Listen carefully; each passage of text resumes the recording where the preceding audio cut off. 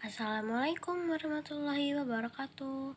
Halo semuanya, apa kabar? Semoga sehat ya.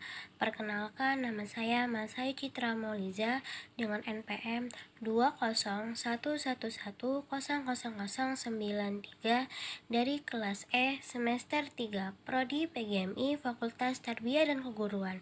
Video ini saya buat untuk memenuhi tugas UTS mata kuliah Media Pembelajaran dengan dosen pengampu Bapak Dery Firmansyah MPD. Video pembelajaran kali ini, saya akan membahas materi interaksi sosial dan interaksi manusia dengan lingkungan. Oke, kita mulai ya. Interaksi manusia dibagi menjadi dua. Yang pertama yaitu interaksi sosial dan yang kedua yaitu interaksi dengan lingkungan hidup. Nah, apa saja sih perbedaan di antara keduanya? Simak baik-baik ya penjelasannya. Kita bahas yang pertama, yaitu interaksi sosial. Interaksi sosial adalah hubungan-hubungan sosial antar manusia atau hubungan manusia satu dengan manusia yang lainnya. Interaksi sosial terjadi karena manusia adalah makhluk sosial. Makhluk sosial artinya manusia tidak dapat hidup sendiri dan selalu membutuhkan orang lain. Jenis-jenis interaksi sosial dibagi menjadi tiga. Yang pertama, individu dengan individu. Artinya, satu orang berhadapan dengan satu orang lainnya. Yang kedua adalah individu dengan kelompok. Artinya, satu orang berhadapan dengan banyak orang atau disebut kelompok. Dan yang ketiga adalah kelompok dengan kelompok. Agar lebih memahami jenis interaksi sosial, berikut ini merupakan contohnya.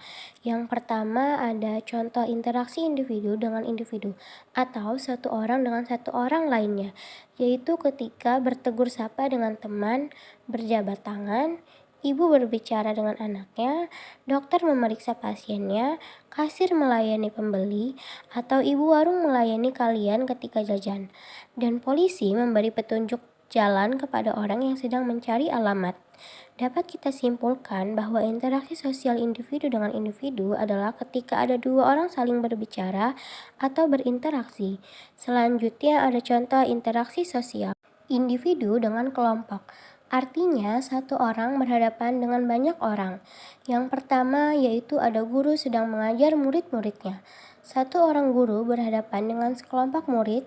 Yang kedua, ada Pak Ustadz sedang ceramah di depan jamaah. Pak Ustadznya satu orang, sedangkan jamaahnya berjumlah banyak. Yang ketiga, ada Pak Soekarno sedang berpidato di depan halayak umum. Yang berpidatonya satu orang berhadapan dengan sekelompok orang. Berikutnya ada contoh interaksi sosial kelompok dengan kelompok. Artinya banyak orang berhadapan dengan banyak orang. Contohnya dua tim bertanding sepak bola. Satu tim sepak bola berjumlah 11 pemain. Artinya 11 orang berhadapan dengan 11 orang kelompok dengan kelompok. Yang kedua adalah dua tim bermain tarik tambang. Bisa dilihat pada gambar, satu tim pemain tarik tambang terdiri atas 3 orang. Artinya banyak orang berhadapan dengan banyak orang. Yang ketiga ada kelompok pramuka bekerja sama dengan kelompok PMR. Kelompok pramuka terdiri atas banyak orang. PMR juga terdiri atas banyak orang.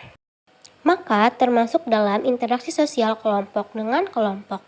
Interaksi manusia yang kedua adalah interaksi dengan lingkungan hidup. Interaksi dengan lingkungan hidup merupakan interaksi antara manusia dengan lingkungan yang terbentuk secara alami. Gunung, sungai, rawa merupakan contoh-contoh lingkungan alam.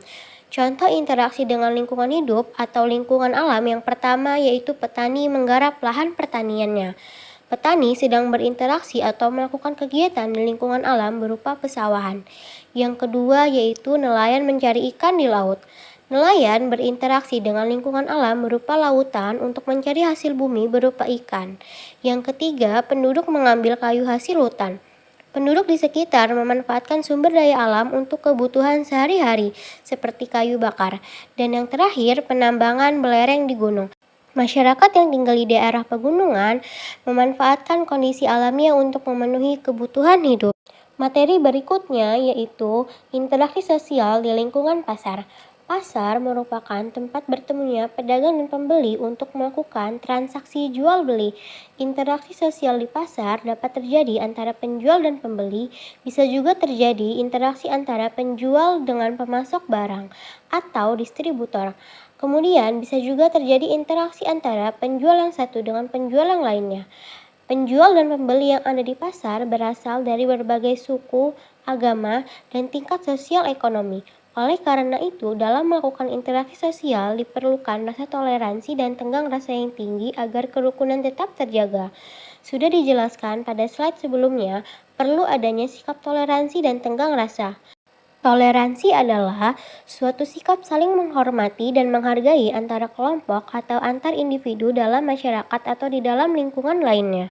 Tenggang rasa adalah suatu sikap hidup dalam ucapan, perbuatan, dan tingkah laku yang mencerminkan sikap menghargai dan menghormati orang lain. Materi selanjutnya yaitu interaksi sosial di lingkungan masyarakat. Dalam kehidupan sehari-hari, manusia berinteraksi dengan orang lain. Interaksi dapat terjadi di lingkungan keluarga, sekolah, maupun masyarakat. Setiap anggota masyarakat menjalin interaksi untuk mencapai tujuan bersama. Salah satu tujuan tersebut adalah menciptakan lingkungan yang bersih, aman, dan tentram. Berikut contoh interaksi sosial di lingkungan masyarakat sebagai upaya menciptakan lingkungan yang bersih, aman, dan tentram. Yang pertama, melaksanakan kerja bakti secara rutin. Yang kedua, mengadakan ronda malam atau siskamling. Yang ketiga, menyelesaikan masalah lingkungan melalui musyawarah. Yang keempat, saling menghormati dan menghargai sesama. Yang kelima, tidak mengganggu orang lain yang sedang beribadah. Yang keenam, menjunjung tinggi rasa toleransi antar umat beragama. Yang ketujuh, tolong-menolong dengan warga sekitar. Dan yang terakhir, mengadakan perlombaan atau kegiatan yang dapat meningkatkan kebersamaan. Sekian dari saya, apabila ada salah-salah kata, saya mohon maaf. Saya akhiri. Wassalamualaikum warahmatullahi wabarakatuh.